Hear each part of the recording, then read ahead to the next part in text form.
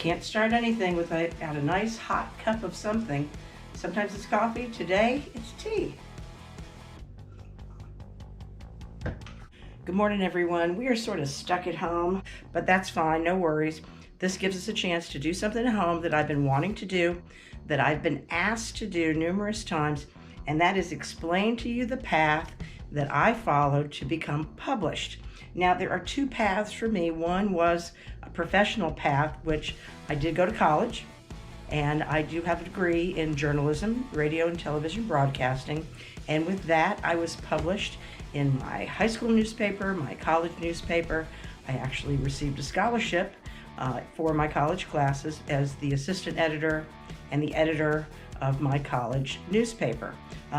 For a while, I was the entertainment editor, which was super fun because you get a lot of free tickets to a lot of free concerts, and it was the late 70s, early 80s, so you could say we had a lot of fun back in those days for sure. Some great memories were made.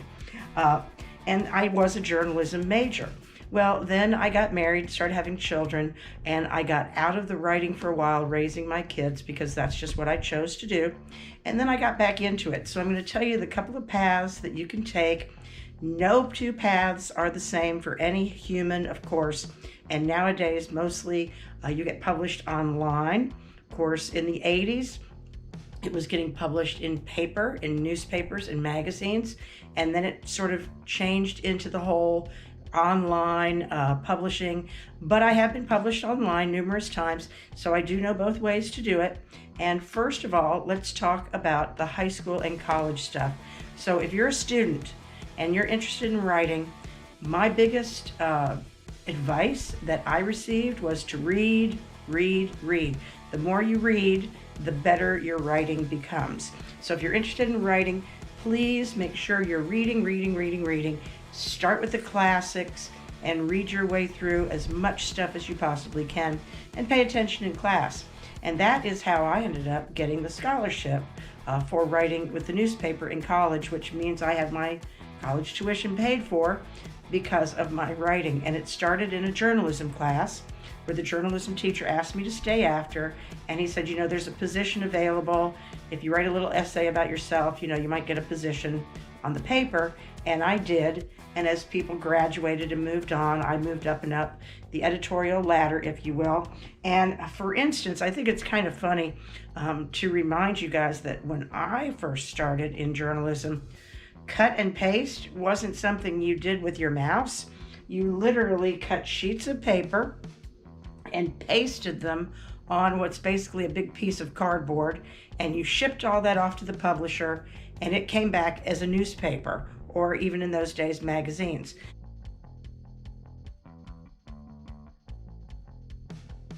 So cut and paste in my days was literally getting a pair of scissors and cutting. Now, there was a big machine in those days, and it would stream out all of the words that you typed on these long, long, long streams of paper.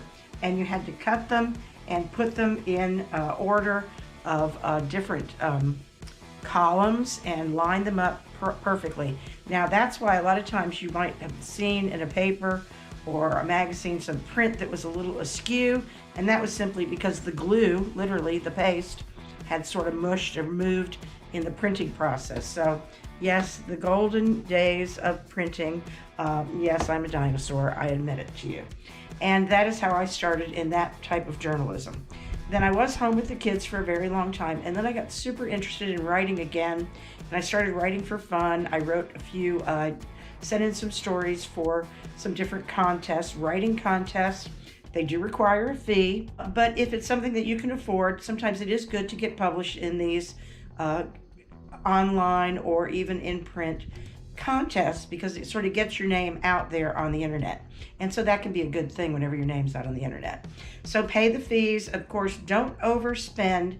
It's sort of like acting and modeling. They always say, don't pay somebody too much to get in the business. If you have talent, your talent will work for you. And I think it's that way with writing as well. So don't spend too much money. But when I was interested in getting back into writing, I actually read an article in a local magazine. It was called Gwinnett Loaf. It was part of a Creative Loafing company, enterprise. And I didn't agree with the article. I didn't think the article was a true reflection.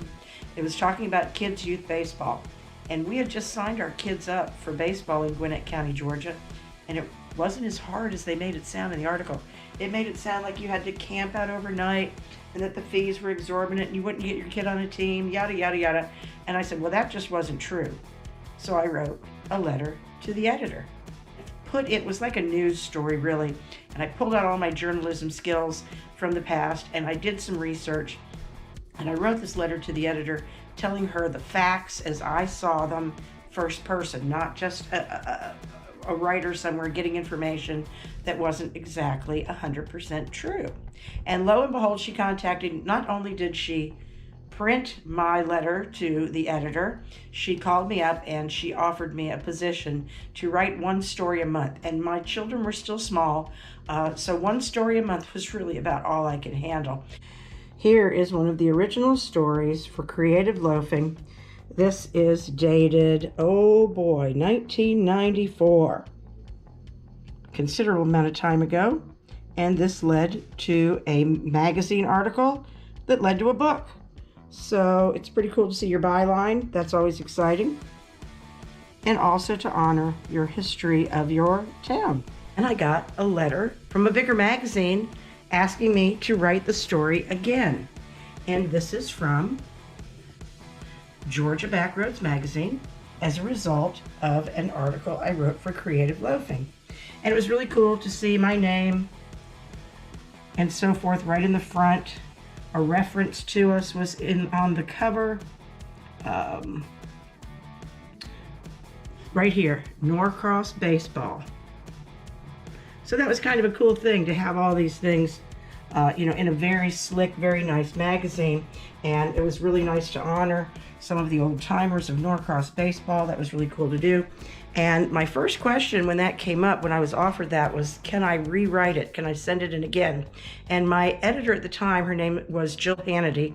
Yep, Sean Hannity's previous wife, Jill Hannity. She said, I have purchased your story to publish in a certain amount of time, but it's still your story. It's still your content. So don't forget, it is still your creative content. And don't let anybody take that away from you. That's a lesson I've learned the hard way over the years.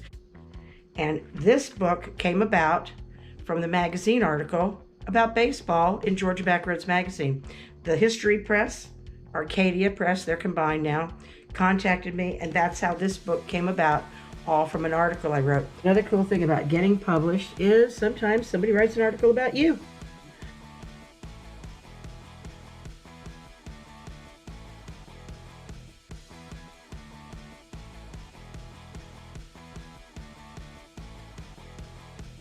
Now, how did I get interested in these different articles? Here's some interesting information as well. I went to the library, and I went to the reading room of the library, and I went and I looked at magazines that had things that I was interested in. History, baseball, and I just looked on the pages and found the editor's information and mailed in stories or stories ideas. You can send in just an outline just to give them an idea of what you'd like to write about, maybe add a few pictures if you have them, and that's how those things come about. So this book is a result from the Georgia Backroads article about baseball, and indeed it does have a whole chapter on Norcross baseball. When this article, When You Dream of an Angel, was published about a encounter I had with my father in a dream, I actually saw the magazine cover as I was standing in line at the grocery store. That kind of rocks. And when I was writing this is when I got into the ghostly realm. And that is how this book came about, Souls of Norcross. Now, Souls of Norcross went along with our ghost tour that was starting in Norcross. And if you read this book or my current book, Stirring Spirits, you can hear all about how that began. And we needed a book to sell at the ghost tours to accompany the tours. And when I first went out and saw the first ghost tour that was started by a woman named Kim Brom and a gentleman named Will Amrich, the stories were good, but they weren't true about Norcross. So I said, well, I know some Norcross stories because I was in the middle of writing this book. Gunfights, moonshiners. I knew a lot of stories about Norcross. And so this book led to this book, and this is how the ghost tours kind of blossomed for me in the early 2000s. So these two books are still available online. Now, this book was the second one that I self-published after the Christian devotional, A Home for All Seasons.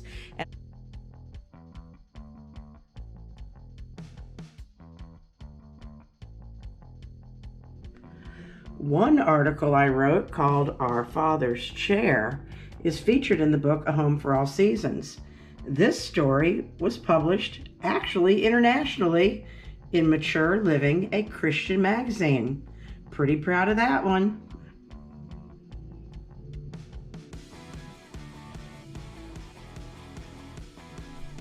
It's still a great book. I still get people who message me say, I just reread that book, really enjoyed the stories of your family.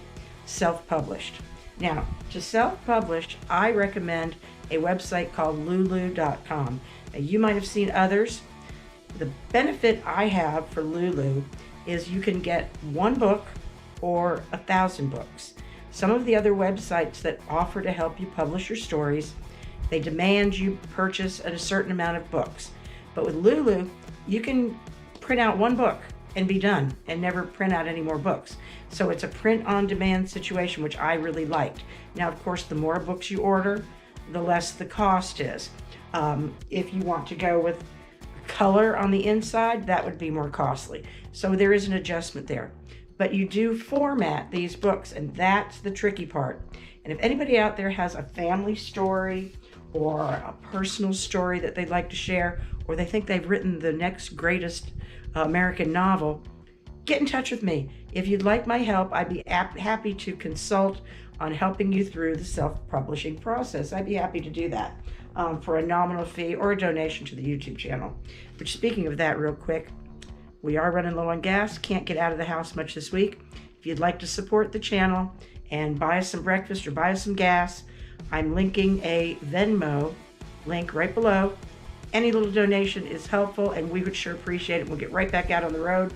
We've been enjoying going to these cemeteries and graveyards lately, checking out the presidential sausage. Yeah, that was a little joke, with the thumbnail from the movie. But you know what? We got a lot of hits. We got a lot of conversation going. So anytime you can get that moving on YouTube, it's a good thing. I did want to share you this little children's book as well. This is another one we self-published with Lulu. And this was a story that was actually a poem that my son wrote. And we went through and just turned it into a cute little children's book about baseball. We really love baseball. So in the self-publishing process, you can go to these websites. You can pay someone to do all the work for you. You can literally just send off your story. They will edit it and they will format it. Now, if you're curious about what I mean by formatting, if that's something you're not familiar with, that literally means lining everything up, and you start with a template. And in this case, Stirring Spirits, we've got our title page.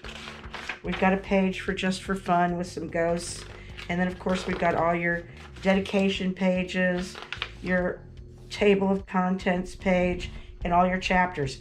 And literally everything you see in this book, I lined up, I formatted myself, which is a lot of work.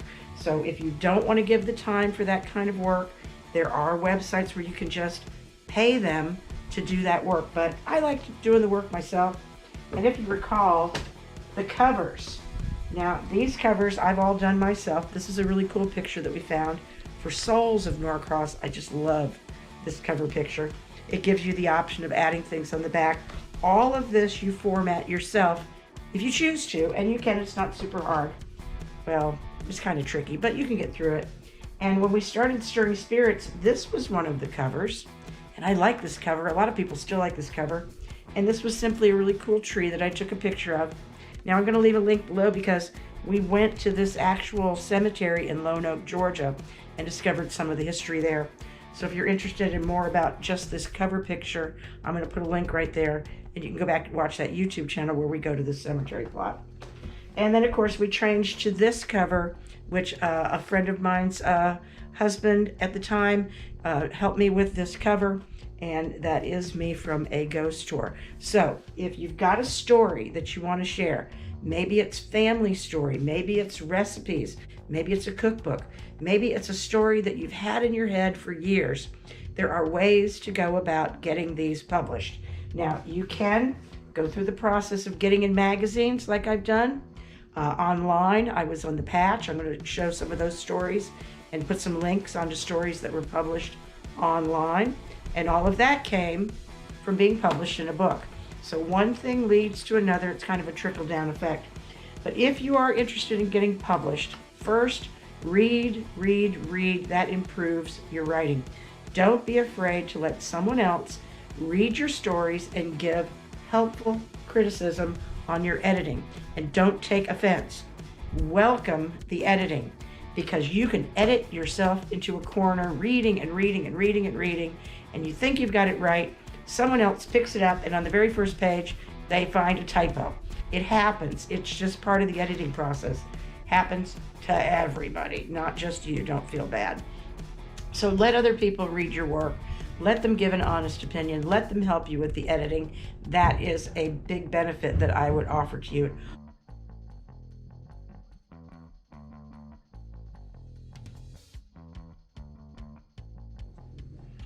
All right, you guys, so I know it's really hard to see things online, but I wanted to show you this Lulu site. They are not a sponsor of ours, but if they want to be, they can be. And I will be reaching out to them about that, because I do always promote Lulu.com. Like I said, you can do just one thing at a time. There's no requirement for you to do a bunch of books or not hardly any books. It's totally up to you. And what's interesting about this is, now see, this is the last order that I put in. You go to My Projects, and this gives you a project overview. And this shows the different projects that I have done over time. And you too can add one. There's the previous cover, even a couple of original covers. So you can change these and do the way you want to do them. And you simply go in. I'll show you one. I'm going to push revise here, and you go into this website and you can pick your type of book you want. You can pick calendar, yearbook, magazine, photo book, print book. Of course, I've always done just a simple black and white interior. You can get an ebook going. You do your title, and then you go to design, and that's where you choose whether you want to do a template of your own or have them do one. Don't know the cost and of the prices of those. You upload a PDF, you pick what you've got, you pick type of cover you want, and you can then upload your PDF file, and the next thing you know is you have a book. Here you would upload your PDF, and that would be the only tricky part that I would say. The PDF part is a little bit tricky, but there is something called changing. There are ways to change your PDFs, your regular documents to a PDF. PDF to go is the one I use, or you can get in touch with them, and they will walk you through the process of helping you do your design or do your formatting. It's totally up to you. This is a totally doable thing for anyone to do. You can do your family cookbooks. You can tell grandma's stories. You can recall your family history. Well, like I said, you can write the Great American Novel if that's your choice. But this is an easy site to do. When you first just look up different publishing houses, you will see an array of different publishers. But be cautious, because like I said, some of them really want a lot of money up front. I just didn't want to do that, don't have it. So it wasn't an option for me. I also enjoy a learning curve and learning something new. So it was okay for me to learn how to format. And of course, like I said, let someone else edit your stuff. And if you're somebody out there who's interested in writing your own book, if you want to get in touch with me, I'm going to put my email right down here at the bottom. Reach out to me. I'd be happy to do some consultation with you, Or you know what, if you really are interested in publishing your own book, if you've got the story, we can talk. Maybe I can help you get everything, set up your own site, get you a little book published for your family or for the world if you're ready to sell books like that. But don't be intimidated. You can record your family's history, or you can write the great American novel. Just takes a little bit of stick-to-itiveness. It takes some help from others to help you edit, help you give you advice on your stories, say if they're good or they're bad or what have you. Totally doable. You can do this. And if you'd like a little help, I'm happy to reach out. Reach out to me. I'm happy to help. We can talk about maybe some small donations to the YouTube channel in the efforts of helping you along your way. And I would be happy to do that for you. Again, I have self-published, several books, even a kid's book. I have I